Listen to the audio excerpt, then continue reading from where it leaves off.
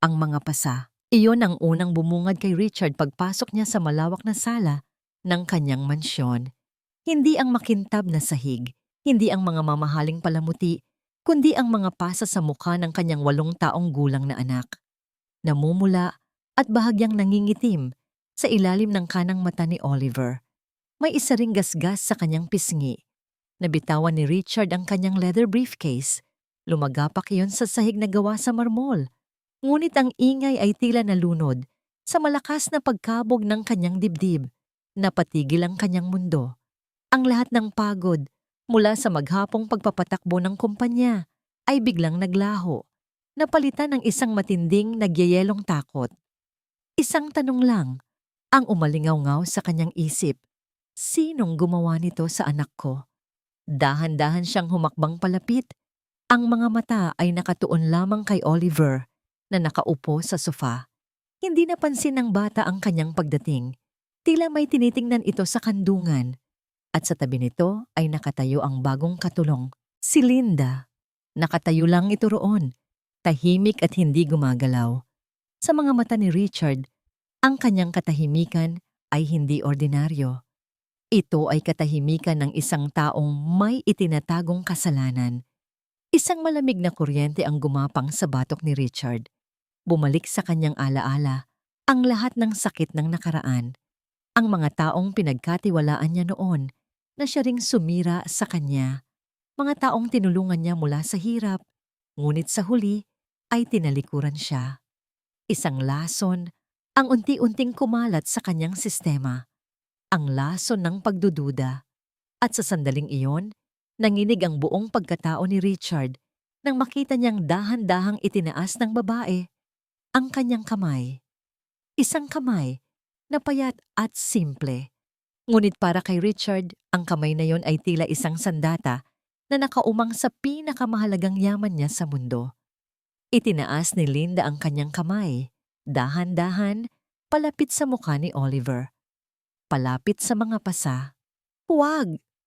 Isang sigaw ang kumawala mula sa lalamunan ni Richard. Isang sigaw na puno ng galit at takot. Napatalon sa gulat si Oliver habang si Linda ay natigilan sa ere. Ang kanyang mga mata ay nanlalaki sa pagkabigla. Huwag na huwag mong didikit ang marumi mong kamay sa anak ko. Umalingaw-ngaw ang boses ni Richard sa buong kabahayan. Nanginginig sa galit, mabilis niyang nilapitan ng dalawa at marahas na hinila si Oliver palayo kay Linda. Itinago ang bata sa kanyang likuran na para bang ipinagtatanggol ito mula sa isang mabangis na hayop. Naramdaman niya ang panginginig ni Oliver sa likod niya. "Sir, hindi po." Nagsimulang magsalita si Linda. Ang boses ay halos pabulong na sa takot.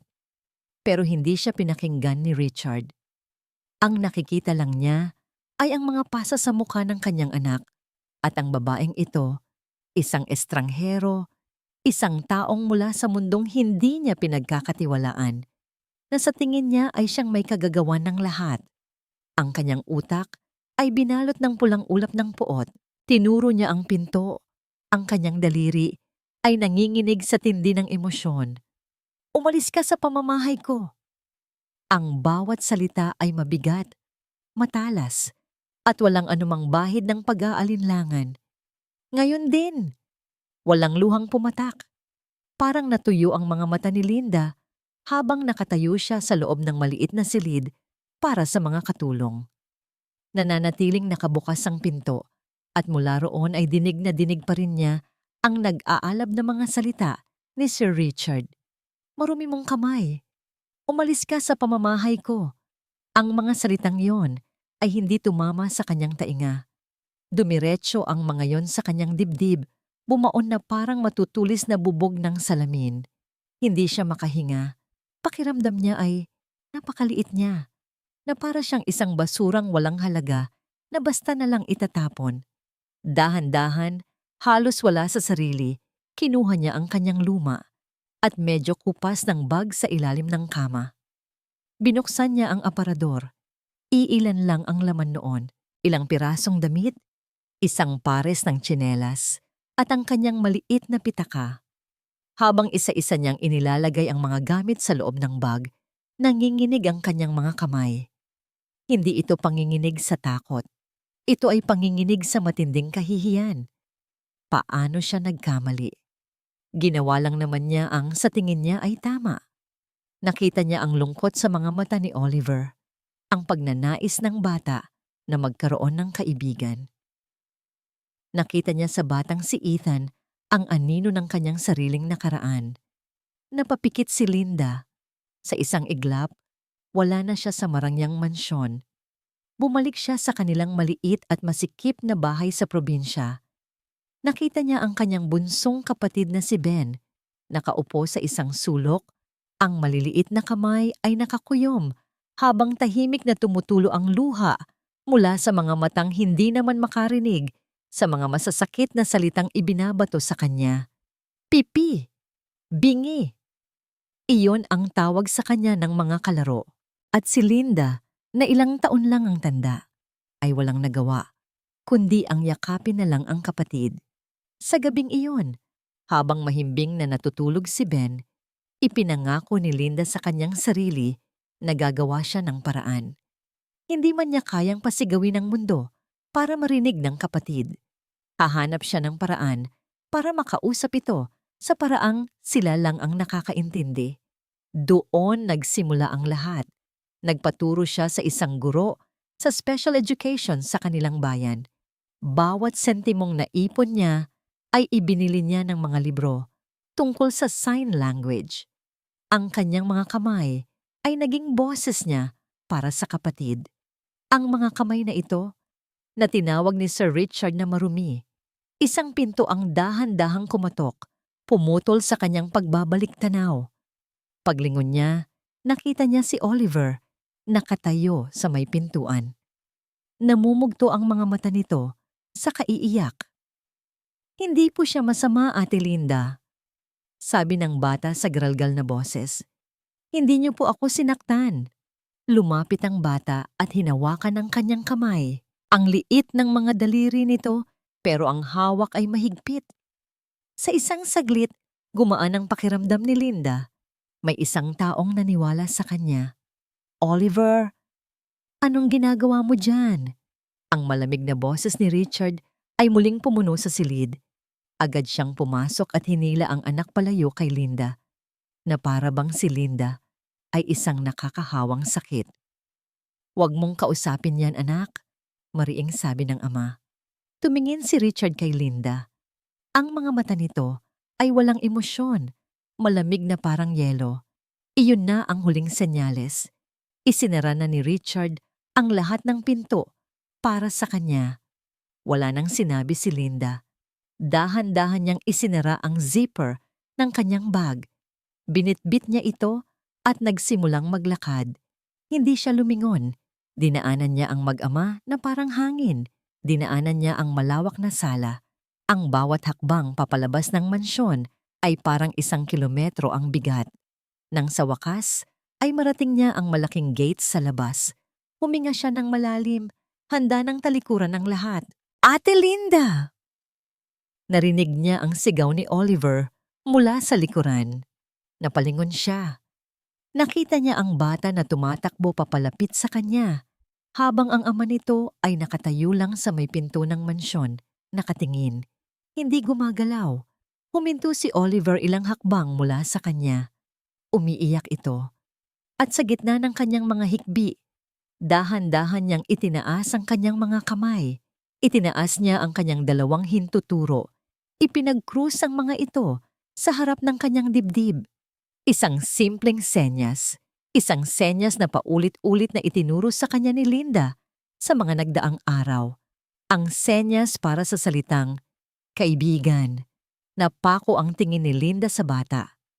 Mula sa kanyang kinatatayuan, kitang-kita niya ang pagbabago sa mukha ni Sir Richard sa di kalayuan. Ang blankong ekspresyon nito ay napalitan ng isang bagay na hindi mabasa ni Linda. Isang bagay na parang kalituhan, kaibigan. Kahit hindi alam ni Richard ang ibig sabihin ng senyas na yon, naramdaman niya ang kahulugan nito. Nakita niya iyon sa desperasyon sa mga mata ni Oliver, sa paraan ng paggalaw ng maliliit nitong kamay. Hindi iyon kilos ng isang batang natatakot sa isang halimaw. Iyon ay kilos ng isang batang ayaw mahiwalay sa isang kakampi. Isang malamig na kaba ang biglang gumapang sa puso ni Richard. Ang pulang ulap ng galit na bumulag sa kanya kanina ay unti-unting napawi at napalitan ito ng isang nakakabinging pag-aalinlangan. Ano ang ibig sabihin nito? Nakatayo lang siya roon, parang estatwa sa pintuan ng sarili niyang bahay. Pinanood niyang tumalikod si Linda at tuluyan nang naglakad palayo sa gate. Hindi ito lumingon. Si Oliver naman ay naiwang umiiyak sa gitna ng driveway. Ang mga kamay ay bagsak na sa magkabilang tabi. Dahan-dahan, lumapit si Richard sa anak. Lumuhod siya para magpantay ang kanilang mga mata. Oliver! May nahon niyang tanong. Pinipigilan ang panginginig sa sariling boses. Ano ang ibig sabihin niyan? Anong itinuro niya sa'yo? Hindi sumagot si Oliver. Patuloy lang ito sa pag-iyak. Ang maliliit na balikat ay nayayanig. Mas lalong sinundot ng kaba ang dibdib ni Richard. Hinawakan niya ng marahan ang braso ng anak. Anak, please, kausapin mo si Papa. Ano ang nangyari? Sa wakas, tumingala si Oliver. Ang muka ay basang-basa ng luha. Si Ethan po. Si Ethan. Ethan, ang pangalan ay pamilyar. Kaklase ni Oliver. Isang tahimik na bata na madalas mapag-isa ayon sa mga kwento ng guro. Anong nangyari kay Ethan? Tanong ni Richard. At doon, sa gitna ng mga hikbi at putol-putol na pangungusap, ibinuhos ni Oliver ang lahat. Ikinuwento niya ang tungkol kay Ethan, ang bago niyang kaibigan na hindi nakakarinig at hindi nakakapagsalita.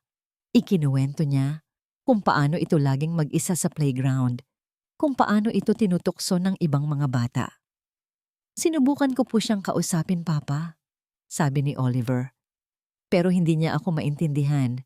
Tinulak niya po ako kasi po hindi niya alam kung paano sasabihin na gusto niya lang mapag-isa. Bawat salita ni Oliver ay parang martilyong pumupukpok sa puso ni Richard. Tapos po, nakita kami ni Ate Linda, patuloy ng bata. Alam niya pong malungkot si Ethan. Sabi niya, tuturuan niya raw po ako ng salita ng mga kamay para po maging kaibigan ko si Ethan, para hindi na po siya laging mag-isa. Ang salita ng mga kamay, sign language, ang mga pasa, ang pagtulak, ang pagtuturo. Lahat ng piraso ng palaisipan ay biglang nagkabit-kabit sa isip ni Richard. Ang eksenang nakita niya kanina, ang kamay ni Linda na papalapit sa mukha ni Oliver, ay hindi isang banta. Si Linda ay hindi nananakit. Inaalo niya ang bata. Itinuturo ang senyas para sa salitang sorry. Isang malakas na sampal ng katotohanan ang tumama kay Richard. Isang sampal na mas masakit pa sa anumang pisikal na sakit. Napayuko siya. Hindi makatingin sa sariling anak. Ang bigat ng kanyang ginawa ay dumagan sa kanyang mga balikat. Ang mga masasakit na salita. Ang walang basehang bintang. Ang pagtataboy sa isang inosenteng tao. Naalala niya ang lamig sa mga mata ni Linda habang papaalis ito. Hindi yun galit. Iyon ay malalim na sakit at pagkadismaya. Isang uri ng sakit na ibinigay niya. Bumalik sa kanyang alaala ang taong nanloko sa kanya sa kumpanya. Iyon ang ginawa niyang basehan. Hinusgahan niya si Linda hindi dahil sa kung sino ito, kundi dahil sa multo ng kanyang nakaraan. At sa kanyang pagiging bulag, nasaktan niya ang dalawang taong pinakamahalaga sa kanya, ang sarili niyang anak at ang babaeng tanging nagpakita rito ng kabutihan. Isang matinding kahihiyan ang bumalot sa kanyang buong pagkatao. Pakiramdam niya, siya ang pinakawalang kwentang ama sa buong mundo. Patawarin mo si Papa, anak, pabulong niyang sabi. Niyakap ng mahigpit si Oliver. Sa gitna ng kanilang pag-uusap, biglang tumunog ang cellphone ni Richard mula sa kanyang bulsa. Nanginginig niyang kinuha iyon. Nakatatak ang pangalan ng principal ng eskwelahan ni Oliver. Sinagot niya ang tawag. Hello? Good evening, Mr. Villanueva. Sabi ng boses sa kabilang linya. Ang tono nito ay formal at seryoso. Tumatawag po ako dahil may isang serious incident na kinasangkutan ng anak ninyo at ng isang estudyante na nagngangalang Ethan. Kailangan po nating mag-set ng isang emergency meeting. Pinag-uusapan na po ng board ang posibleng permanent expulsion ng bata. Permanent expulsion. Patalsikin ang isang batang bingi dahil sa isang di pagkakaunawaan. Ibinaba ni Richard ang tawag. Napatingin siya sa kawalan, sa madilim na kalsada kung saan nawala si Linda kanina.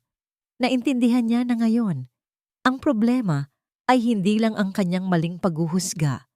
May mas malaking laban na kailangang harapin. At sa laban na ito, alam niyang hindi niya kayang mag-isa.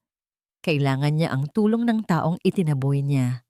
Mabilis siyang tumayo, hinila ang susi ng kotse mula sa kanyang bulsa. Oliver, maiwan ka muna sa bahay. Babalik si Papa. Hahanapin natin si Ate Linda. Ang bawat preno at liko ng kanyang mamahaling European sedan ay tila isang malakas na sigaw sa makikitid na eskinita. Pakiramdam ni Richard ay lahat ng mata ay nakatingin sa kanya. Sa kanyang sasakyan na halatang hindi na babagay sa lugar na yon.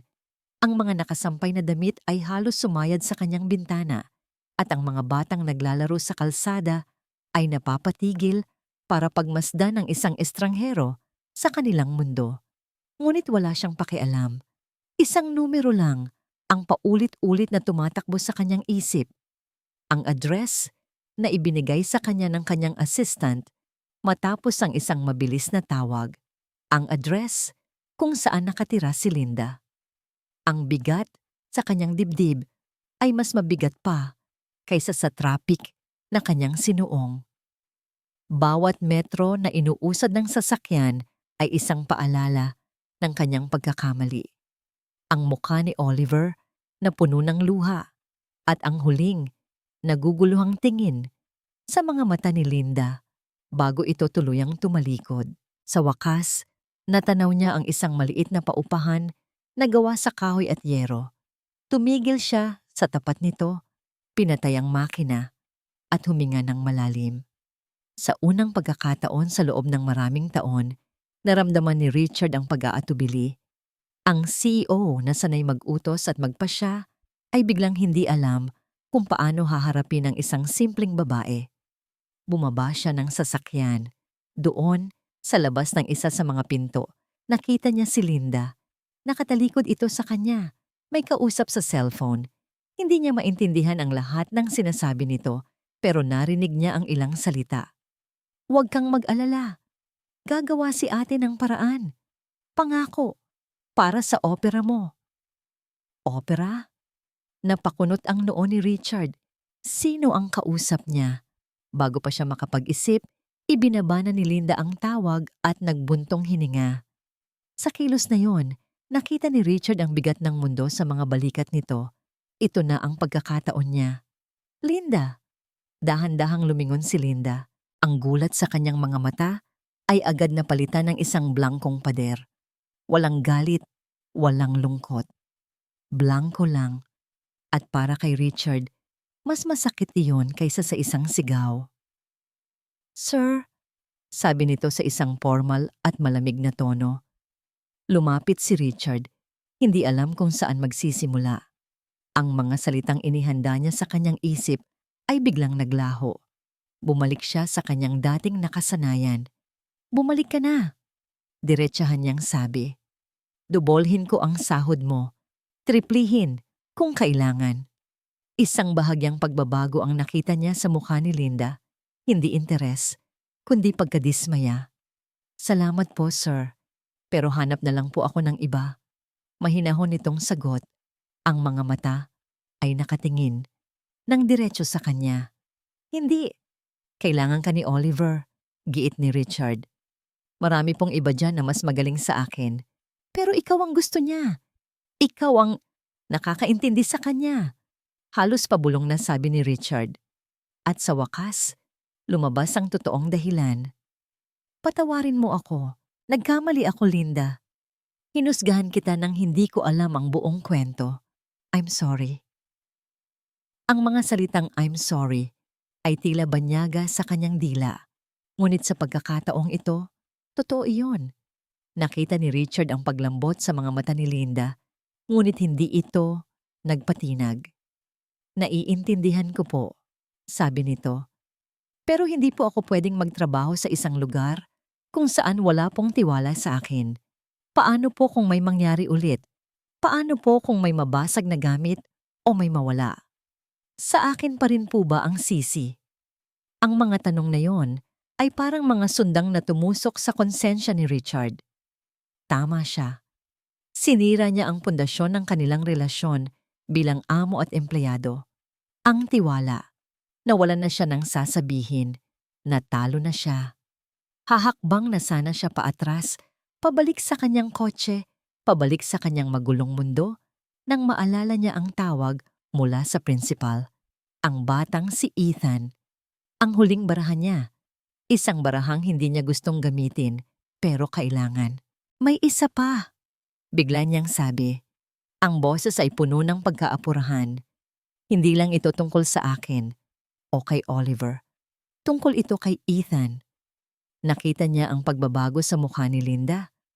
Ang pangalan ng bata ay tila may kung anong epekto rito. Gusto siyang patalsikin ng eskwelahan dahil sa nangyari kay Oliver at ikaw lang ang makakatulong sa kanya. Tumingin si Richard sa mga mata ni Linda. Ang lahat ng pagmamataas ay nawala na sa kanyang boses. Napalitan ng isang desperadong pakiusap. Hindi ko ito kaya mag-isa, Linda. Kailangan ka ni Ethan. Kailangan ka ni Ethan. Ang 6 na salitang iyon ay tumagos sa pader na itinayo ni Linda sa paligid ng kanyang puso. Bigla, hindi na si Sir Richard ang nakikita niya sa kanyang harapan. Ang nakikita niya ay ang mukha ng isang batang lalaki na walang boses para ipagtanggol ang sarili. Ang nakikita niya ay si Ben, ang kanyang kapatid. Naalala niya ang araw na umuwi si Ben mula sa eskwela. May pasa sa braso at takot sa mga mata. May kaklase itong nanakit sa kanya dahil hindi niya sinunod ang utos ng guro. Isang utos na kailanman ay hindi niya narinig. Walang naniwala kay Ben. Mas madaling isipin na siya ay pasaway kaysa isipin na ang mundo ang may pagkukulang sa kanya. Si Linda ang naging tagapagtanggol ni Ben. Siya ang sumugod sa eskwelahan. Siya ang nakipag-usap sa mga guro. Mula sa araw na yon, ipinangako niya sa sarili na hinding-hindi na niya hahayaang may taong aapihin dahil lang sa hindi nila ito maintindihan. Huminga siya ng malalim. Ang desisyon ay nabuo na sa kanyang isip. Sige po, sabi niya. Ang boses ay matatag. Pero linawin ko lang po. Gagawin ko ito para kay Ethan, hindi para sa inyo o para bumalik sa trabaho, para lang sa bata. Nakita ni Linda ang paggaan ng loob sa mukha ni Richard na mabilis ding napalitan ng isang bakas ng hiya. Tumango ito. Naiintindihan ko. Salamat. Ang biyahe papunta sa eskwelahan ay nababalot ng isang nakabibinging katahimikan. Magkaiba ang mundo nilang dalawa, at ang agwat na yon ay mas ramdam sa loob ng maliit na espasyo ng kotse. Pagdating nila sa opisina ng principal, naroon na ang lahat. Ang principal, isang babaeng nasa katanghalian na, ang edad, ay halatang ninenerbiyos, at sa tabi nito, nakaupo ang isang babaeng tila reyna sa kanyang trono. Nakasuot ito ng isang eleganteng puting bestida. Ang buhok ay perpektong nakaayos at ang mga alahas ay kumikinang sa bawat galaw. Ngumiti ito nang makita sila. Isang ngangiting kasing perpekto ng kanyang itsura, ngunit hindi umabot sa kanyang mga mata. Mr. Villanueva, Richard, nice to see you again. Bati nito sa isang matamis, ngunit may awtoridad na boses. At ito na siguro ang kasama mo? Tumingin ito kay Linda mula ulo hanggang paa. Isang mabilis na sulyap na puno ng pagtatasa. Siya si Linda, pakilala ni Richard. Siya ang nag-aalaga kay Oliver. Ah, the nanny, sabi ng babae. At sa isang salitang iyon, naramdaman ni Linda na ibinaba na agad ang kanyang halaga. Ako si Mrs. De Castro, ang presidente ng Parent-Teacher Council. Nagsimula ang pag-uusap, ngunit hindi iyon pag-uusap. Iyon ay isang pagtatanghal, at si Mrs. De Castro ang bida. Mahinahon, ngunit may diin. Ipininta niya si Ethan bilang isang panganib. Ginamit niya ang mga salitang unpredictable behavior, history of aggression, at potential liability. Ang bawat salita ay pinili para magtanim ng takot. The safety of our children is our number one priority, sabi ni Mrs. De Castro. Ang mga mata ay puno ng kunwaring pag-aalala. Hindi natin maaaring isugal ang kapakanan ng nakararami para sa isang bata lamang. Hindi na nakatiis si Linda. Excuse me po, ma'am, sabi niya. Sinisikap na panatilihing kalmado ang kanyang boses. Baka po hindi aggression ang nakikita natin. Ang mga batang may malalim na hearing impairment, kung minsan po, kapag sila ay napuno o natakot, ang kanilang reaksyon ay maaaring maging pisikal. Iyon po ang paraan nila ng pagsasabing, tigilan niyo ako o hindi ko maintindihan. Lahat ng mata ay napunta sa kanya. Sa isang saglit, nagkaroon ng pag-asa. Ngunit mabilis itong pinatay ni Mrs. De Castro sa isang matamis na ngiti. Salamat sa iyong opinyon, miss. Sadyang hindi nito binanggit ang kanyang pangalan. Ngunit mas makabubuti siguro kung sa mga profesional na pagtatasa tayo magbabase at hindi sa mga personal na obserbasyon. Ang kailangan natin ay solusyon, hindi dahilan. Iyon ay isang sampal. Isang magalang ngunit brutal na paraan ng pagsasabing, sino ka ba para magsalita? Bago pa man makasagot si Richard, nagpatuloy na si Mrs. De Castro. Tumingin ito sa principal at sa kanila. Ang kanyang mukha ay larawan ng isang leader na gumagawa ng isang mahirap ngunit kinakailangang desisyon. Dahil dito, at dahil na rin sa kahilingan ng marami pang mga magulang na nag-aalala, formal ko nang ipinapaalam na nakakalap na ako ng sapat na lagda. Magpapatawag ako ng isang formal na pagpupulong ng school board para pagbutuhan ng expulsion ni Ethan. Ngumiti ito, isang nangiting nagpapahayag ng tagumpay. Para ito sa ikabubuti ng lahat. May mali. Paulit-ulit na tumatakbo ang dalawang salitang yon sa isip ni Richard habang minamaneho niya ang sasakyan palayo sa eskwelahan. Nakaupo si Linda sa tabi niya. Tahimik. Ang tingin ay nasa labas ng bintana. Ngunit ang isip ni Richard ay naiwan sa loob ng conference room. May mali sa ngiti ni Mrs. De Castro. Masyadong perpekto, masyadong kampante. Bilang isang CEO, sanay si Richard makipagnegosasyon sa mga taong tuso. Sanay siyang makakita ng mga kasinungalingan sa likod ng mga matatamis na salita. At ang buong pagtatanghal ni Mrs. De Castro kanina, iyon ay hindi kilos ng isang nag-aalalang magulang. Iyon ay kilos ng isang taong may itinatagong agenda. Pero ano? Bakit ganoon na lang ang kanyang pagnanais na mapaalis ang isang batang walang kalaban-laban? Hindi na siya nag-aksaya pa ng panahon. Pagkahatid niya kay Linda, sa tinitirhan nito, dumiretso siya hindi sa kanyang mansyon, kundi sa kanyang opisina. Sa tuktok ng isang nagtataasang gusali sa Makati, sa kanyang teritoryo kung saan siya ang hari. Umupo siya sa kanyang malaking leather na upuan at tinawagan ang kanyang pinagkakatiwalaang executive assistant.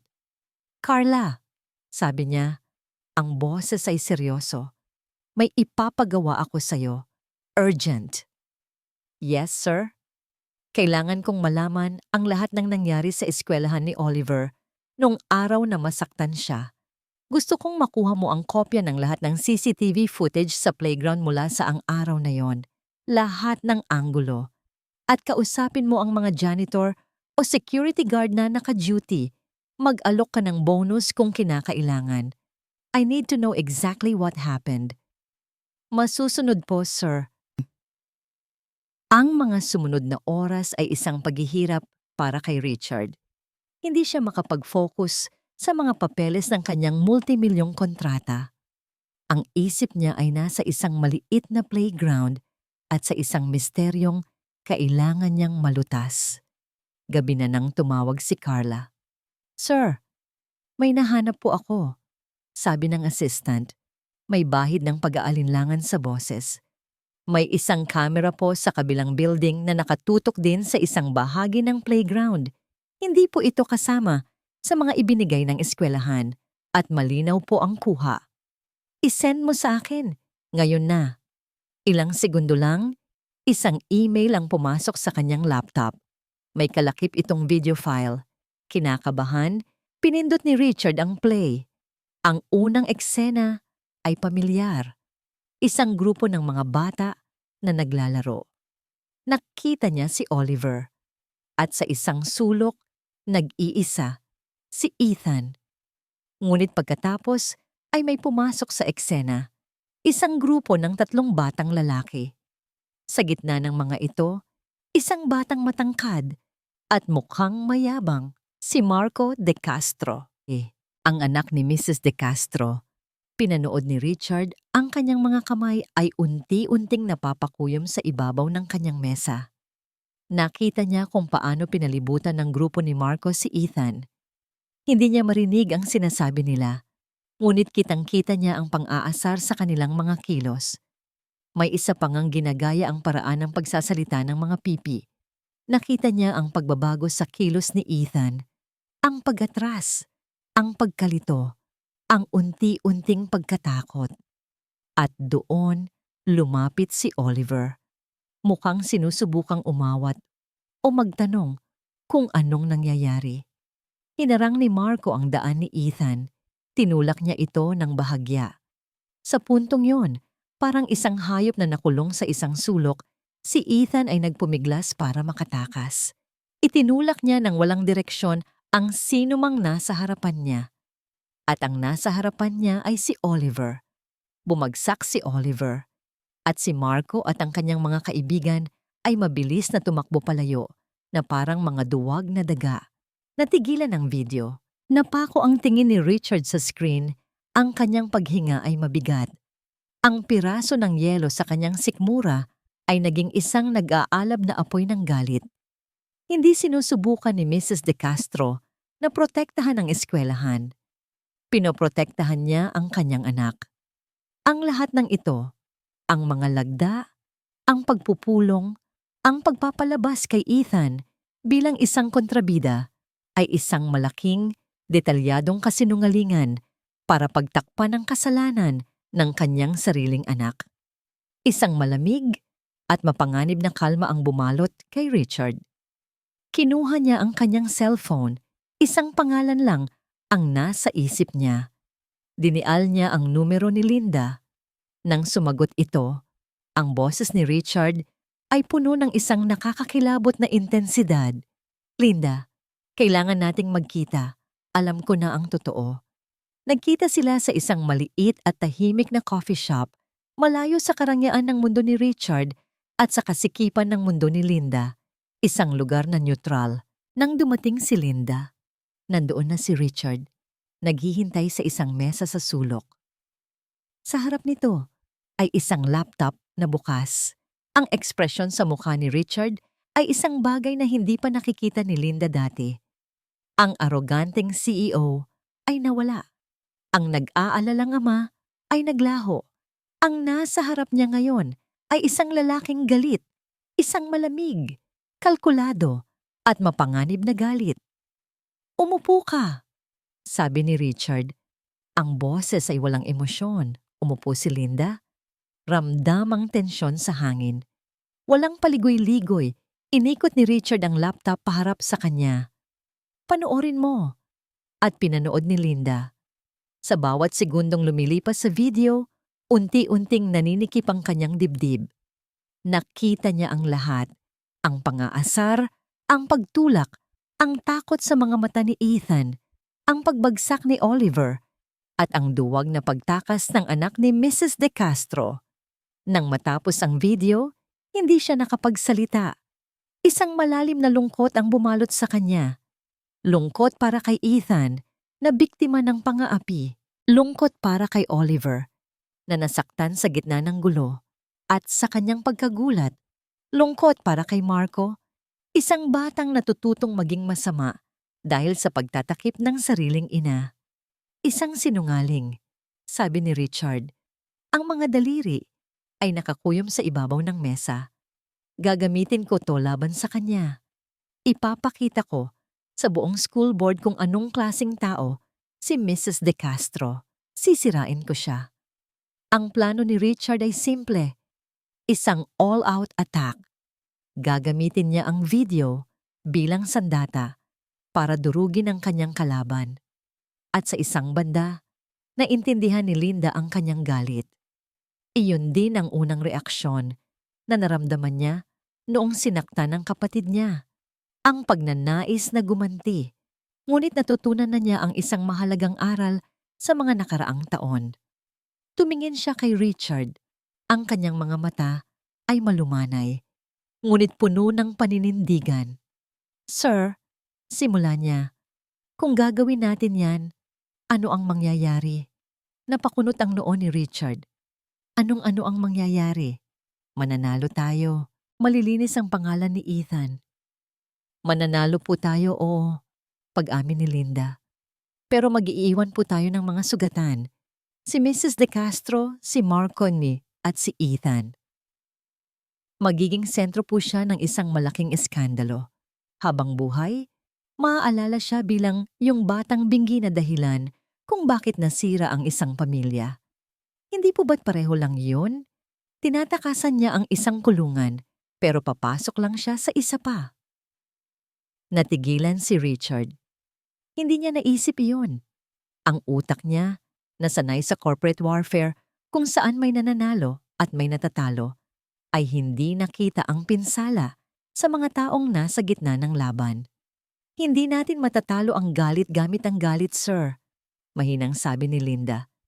Kung gusto nating tulungan si Ethan, kailangan nating ipakita sa kanila hindi lang ang kanilang pagkakamali. Kailangan nating ipakita sa kanila ang tamang daan. At ano ang tamang daan? Tanong ni Richard. Ang boses ay hindi nagalit, kundi puno na ng pag-usisa. Sa halip po na ipakita lang ang problema, mag-alok tayo ng solusyon. Paliwanag ni Linda. Ang kanyang mga mata ay nag-aalab sa isang bagong ideya. Sa pagpupulong, sa halip na atakihin natin si Mrs. De Castro, ipakita natin sa kanila kung ano ang totoong kailangan ng eskwelahan. Isang programa, isang training para sa mga guro at estudyante tungkol sa sign language, isang programa para sa inclusivity. Nakatingin lang si Richard sa kanya. Tila ngayon lang siya tunay na nakita. Nakita niya hindi lang ang isang yaya, kundi isang babaeng may kakaibang tapang at karunungan. Isang karunungang hindi niya mabibili ng pera. Isang solusyon, ulit ni Richard sa sarili, na para bang ninanamnam ang salita. Biglang lumiwanag ang kanyang mukha, at para maging epektibo ang solusyon na yan, tumingin siya kay Linda, isang bagong klase ng respeto ang mababasa sa kanyang mga mata. Kailangan ng isang magaling na guro. Tumigil siya sandali, bago sinabi ang mga salitang magpapabago sa lahat. Linda, babayaran ko ang eskwelahan, lahat ng gastos, sasagutin ko ang sahod mo. Gusto kong ikaw ang upahan nila bilang consultant at trainer para sa programang ito. Hindi ito utos ng isang amo, hindi ito alok ng isang kliyente. Iyon ay isang imbitasyon mula sa isang partner. Sa sandaling iyon, alam ni Linda na ang laban na ito ay hindi na lang para kay Ethan, para na rin ito sa kanila. Habang pinag-uusapan nila ang mga detalye ng kanilang bagong plano, biglang tumunog ang cellphone ni Richard. Pagtingin niya rito, biglang nanigas ang kanyang mukha. Si Carla, sabi niya, at mabilis na sinagot ang tawag. Yes? What? Paano niya nalaman? Sige, I understand. Ibinaba ni Richard ang tawag Ang kanyang muka ay madilim. Tumingin siya kay Linda. Ang kanyang mga mata ay puno ng masamang balita. Nalaman ni Mrs. De Castro. Alam niyang hawak natin ang video at gumawa na siya ng kanyang unang hakbang. Nang sumunod na araw ay isang bangungot. Ang plano ni na Richard at Linda na puno ng pag-asa at positibong pagbabago ay gumuho bago pa man ito makatayo. Si Mrs. De Castro ay isang tusong manlalaro. Alam niyang ang pinakamahusay na depensa ay isang malakas na opensa. Nagsimula ito sa isang email, isang formal na liham mula sa opisina ng principal, ipinadala sa lahat ng miyembro ng school board at sa lahat ng magulang. Nakasaad dito na may isang unverified at potentially edited na video na kumakalat na ginagamit di umano para sirain ang reputasyon ng isang respetadong pamilya sa kanilang komunidad. Ang eskwelahan, ayon sa email, ay hindi kinikilala ang video bilang opisyal na ebidensya at pinayuhan ang lahat na huwag magpadala sa malisyosong paninira. Ang salitang edited ay parang lason. Mabilis itong kumalat. Sa isang iglap, ang kanilang katotohanan ay naging isang kasinungalingan. Ngunit hindi doon natapos si Mrs. De Castro. Kinagabihan, habang kausap ni Richard ang ilang mga business partners sa telepono, nagsimulang pumasok ang mga text message mula sa mga kapwa niya magulang sa eskwelahan, mga taong kasama niya sa golf, mga asawa ng kanyang mga kliyente. Richard, totoo ba? Pinipilit mo raw ang eskwelahan na sisihin ang anak ni Eleanor De Castro. Pare, I heard you tried to bribe the school? Masyado namang desperado yan. My wife told me, nakakahiya naman daw sa pamilya De Castro. Ginamit mo pa raw ang yaya niyo para magsinungaling. Bawat mensahe ay isang sampal. Bawat salita ay isang patunay kung gaano kabilis kumalat ang kasinungalingan kapag binalot sa magandang pakete. Ginagamit ni Mrs. De Castro ang kanyang impluensya, ang kanyang social network, para wasakin ang kredibilidad ni Richard bago pa man siya makapagsalita sa pagpupulong. Siya, ang makapangyarihang CEO na si Richard Villanueva, ay ginagawang kontrabida at si Linda, ang inosenteng tagapagtanggol, ay ginagawang isang bayarang sinungaling. Napaupo si Richard sa kanyang sofa, ang cellphone ay dumulas mula sa kanyang kamay. Pakiramdam niya ay nasukol siya. Ang pera niya? Walang kwenta laban sa chismis. Ang kapangyarihan niya? Walang silbi laban sa social currency ni Mrs. De Castro. Sinubukan niyang tawagan ng principal, ngunit hindi ito sumasagot. Tinawagan niya ang ilang miyembro ng board na kakilala niya. Ngunit lahat sila ay naging mailap, nagbibigay ng mga formal at walang lamang sagot. Isinara na ni Mrs. De Castro ang lahat ng pinto. Talo na sila. Nang gabing iyon, pumunta si Linda sa mansyon, hindi bilang yaya, kundi bilang kakampi. Nakita niya ang pagod at pagkatalo sa mukha ni Richard. Wala na, sabi ni Richard. Ang boses ay mahina at pagod. She won. Bago pa man magsimula ang laban, talo na tayo. Walang maniniwala sa atin. Umupo si Linda sa tapat niya, sa gitna ng malawak na sala na dati ay sumisimbolo sa kapangyarihan ni Richard. Ngayon ay tila isang malaking hawla na puno ng kabiguan. Nakita ni Linda ang pagkasira sa mga mata ng lalaki. Ang aroganteng CEO ay tuluyan ng naglaho. Ang naiwan ay isang taong sugatan at walang magawa. Sa isang kilos na hindi niya inaasahan mula sa sarili, marahan niyang ipinatong ang kanyang kamay sa balikat nito. Isang simpleng gesture ng pakikiramay. May pag-asa pa po, pabulong niyang sabi. Kahit sa kaloob-looban niya, hindi na rin siya sigurado kung saan huhugutin ang pag-asang iyon. Paano? Tanong ni Richard. Ang boses ay basag. Paano tayo lalaban kung ang katotohanan mismo ay ayaw na nilang pakinggan? Hindi nakasagot si Linda. Sa sandaling iyon, ang katahimikan sa pagitan nilang dalawa ay napuno ng bigat ng kanilang nalalapit na pagkatalo. Itay?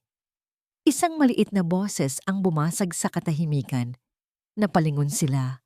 Nakatayo sa may hagdanan si Oliver, nakasuot ng kanyang pajama.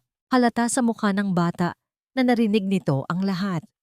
Ang mga mata nito ay hindi takot, hindi malungkot. Ang mga mata nito ay puno ng determinasyon.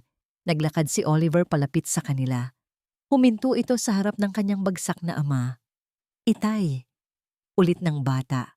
Ang boses ay maliit ngunit matatag. May paraan po ako.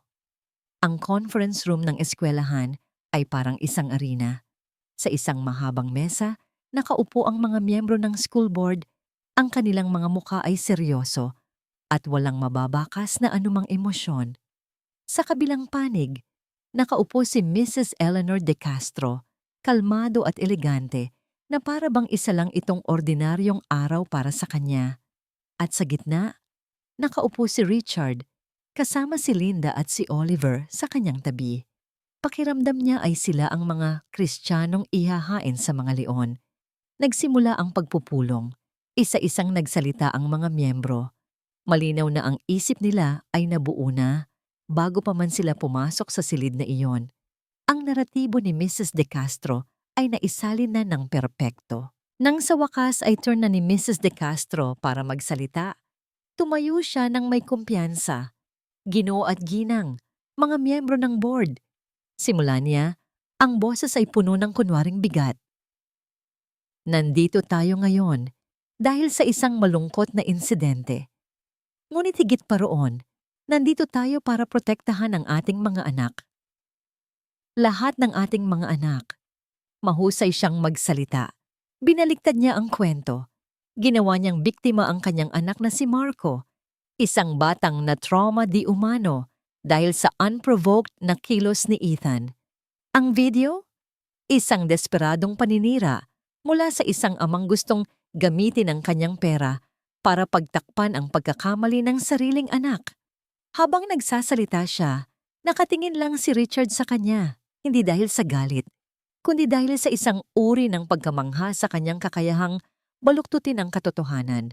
Ngunit nang tiningnan niya si Linda, nakita niya ang panginginig ng mga kamay nito. Nang tiningnan niya si Oliver, nakita niya ang determinasyon sa mga mata nito. Hindi siya susuko. Nang matapos si Mrs. De Castro, lahat ay naghihintay sa sasabihin ni Richard. Tumayo siya.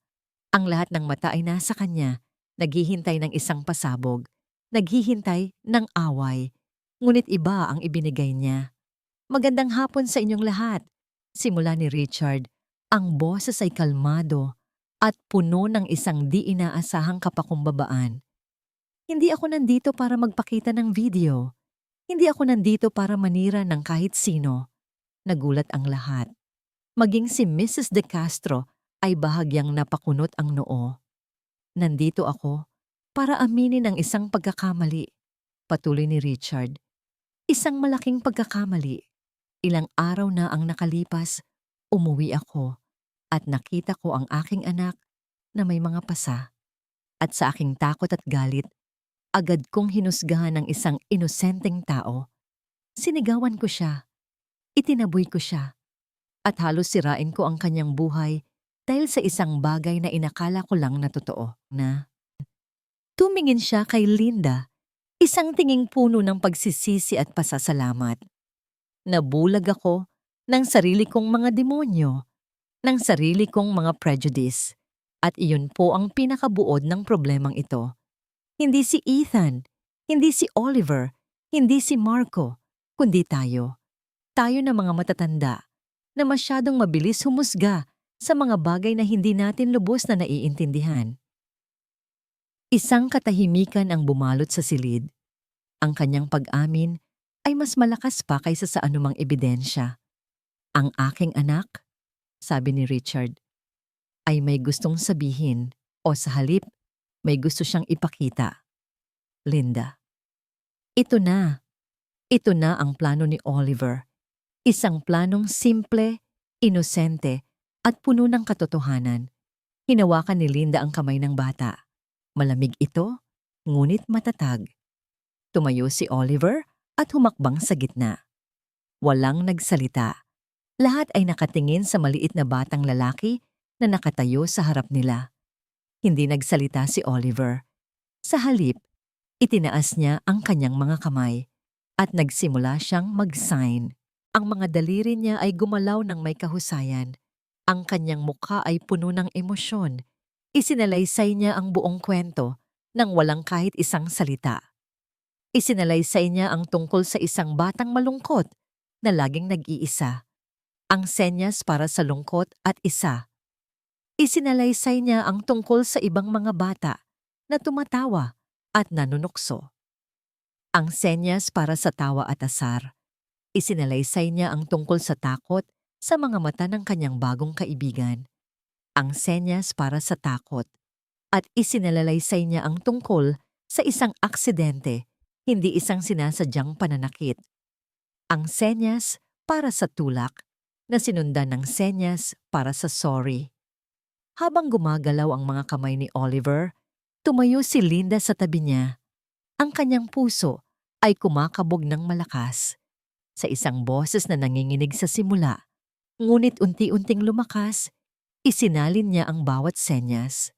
Sabi po ni Oliver, "Nakita ko si Ethan. Lagi siyang mag-isa. Walang gustong makipaglaro. Tinukso po siya. Nakita ko po siyang natakot. Tinulak niya po ako, pero hindi niya sinasadya. Humingi po siya ng tawad sa paraang alam niya." Ang buong silid ay parang napigil ang hininga.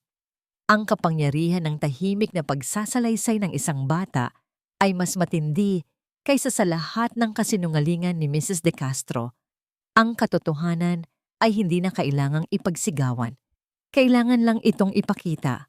At doon, sa isang sulok ng silid, isang tunog ang bumasag sa katahimikan, isang hikbi. Lahat ay napalingon, nakatayo malapit sa pinto. Sa likod ng kanyang ina ay si Marco De Castro. Umiiyak siya. "Totoo po yon," sabi ng bata sa garalgal na boses. "Kami po ang nagsimula. Inaasar po namin si Ethan. Kasalanan ko po. Patawarin niyo po ako." Lahat ng hangin ay tila lumabas mula sa silid.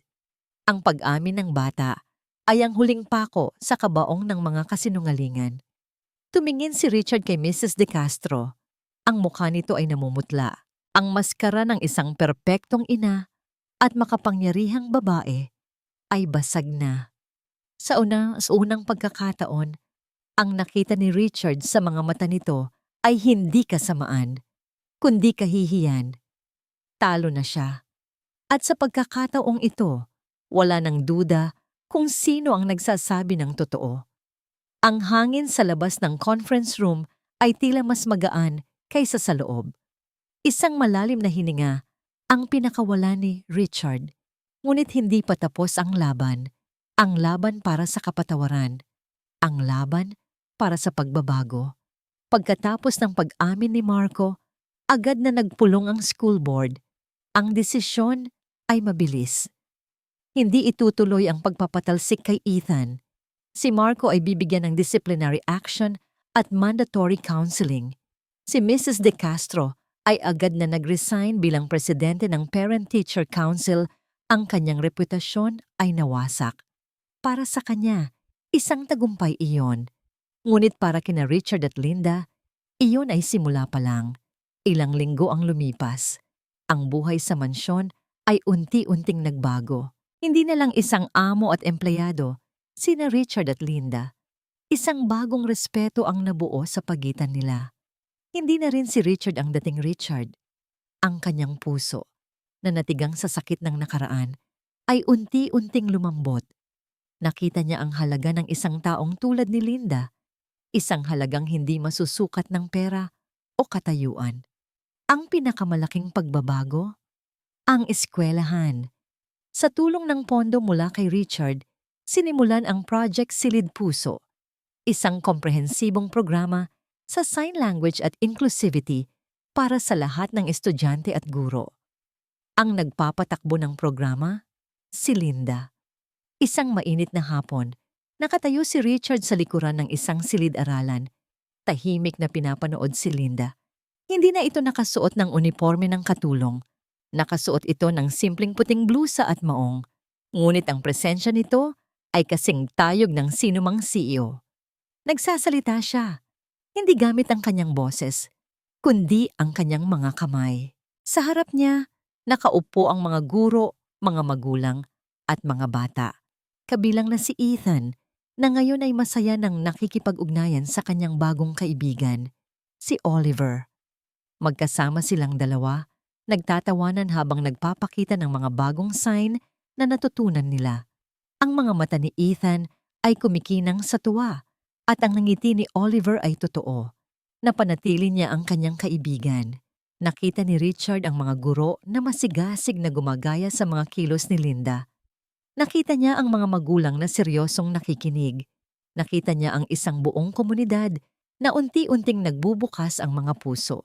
Tiningnan niya si Linda, na ngayon ay isa ng guro, isang inspirasyon.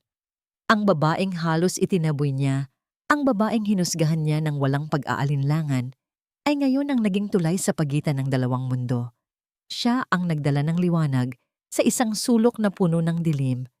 Naglakad siya palapit kay Linda matapos ang klase. "Magaling ka," sabi niya. "Ang galing mo." Gumiti si Linda, isang ngiting tapat at puno ng kagalakan. "Salamat po, Sir Richard." "Hindi na, Sir Richard," sabi ni Richard. Ngumiti pabalik. "Richard na lang. At salamat, Linda. Dahil sa iyo nakita ko ang isang bagay na matagal ko nang hindi nakikita." Tumingin siya sa mga bata. Pagkatapos ay muling bumalik ang kanyang tingin kay Linda. "Hindi ka lang basta yaya, Linda. Ikaw ay isang anghel. Isang anghel na ipinadala para ipakita sa akin na ang tunay na kayamanan ay hindi ang mga ari-arian, kundi ang puso. Ang puso na may kakayahang umunawa, magpatawad, at magmahal ng walang kondisyon." Ang mga pisngi ni Linda ay bahagyang namula. Ngunit ang kanyang nangiti ay nanatili. Naramdaman ni Richard ang kapayapaan sa kanyang puso. Isang kapayapaang matagal na niyang hinahanap. Hindi na siya nagtatago sa likod ng kanyang pera o ng kanyang kapangyarihan. Nakita niya ang halaga ng bawat tao, anuman ang kanilang kalagayan sa buhay. Naintindihan niya na ang tunay na lakas ay hindi ang kakayahang durugin ang kalaban, kundi ang kakayahang bumuo ng tulay, magbigay pag-asa, at magturo ng pagmamahal. At sa sandaling iyon, habang nakatayo sila ni Linda, pinapanood ang mga bata na naglalaro sa pamamagitan ng kanilang mga kamay. Alam niya na ang buhay niya ay hindi na kailanman magiging katulad ng dati. Ito ay mas mayaman, mas makabuluhan, sapagkat sa likod ng kanyang sariling pagkabulag, natagpuan niya ang isang gabay. Isang gabay na ipinadala upang ipaalala sa kanya ang tunay na kahulugan ng pagiging tao. At para kay Richard, iyon ang pinakamagandang regalo na natanggap niya.